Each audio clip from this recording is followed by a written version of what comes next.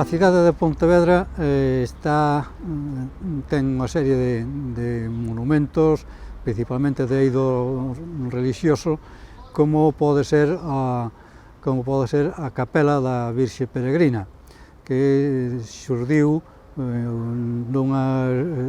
escindíndose unha confraría que había na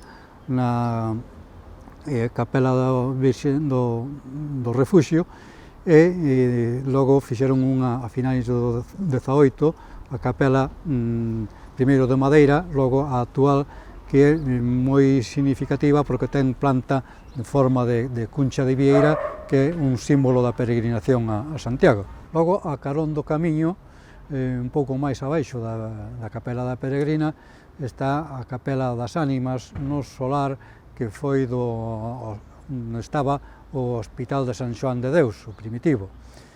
E aí, pois, habitualmente vemos velas acendidas en honor das ánimas, e tamén incluso outros froitos, por exemplo, que se lle ofrecen ás ánimas, e figuras de cera en forma de esvotos. E un pouco máis á esquerda do camiño está a capela dedicada ao Nazareno. Antes era unha capela pequena, un sitio onde estaban un grupo de mulleres emparedadas que solamente tiñan un buxeiro para recibir a comida e asistirlas un sacerdote ou un capelán. O culto ao Nazareno en Pontevedra pois tamén do século XVIII, un Cristo parecido ao de Medinaceli de Madrid, e ademais de culto diario onde as xentes lle van a pedir favores ao Cristo, ao Nazareno. É moi significativo o que se fai o primeiro venres do mes de marzo, que consiste en ir a pedir as tres grazas ao Nazareno, tres peticións que se fan ao Nazareno. Por eso se forman grandes colas durante ese venres de marzo.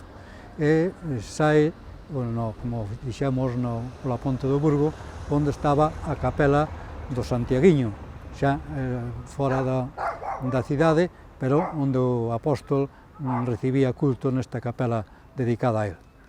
Tamén en Pontevedra hai un pequeno santuario, o Santuario das Aparicións, que é onde a Virxe de Fátima se lle apareceu a Sor Lucía varias ocasións durante a súa estadía aquí en Pontevedra. É dicir que, ademais, podemos ver aí un centro de culto mariano, por canto representa unhas aparicións da Virxe baixo a advocación de Fátima, a Sor Lucía, unha dos tres nenos videntes das aparicións de Fátima en Portugal.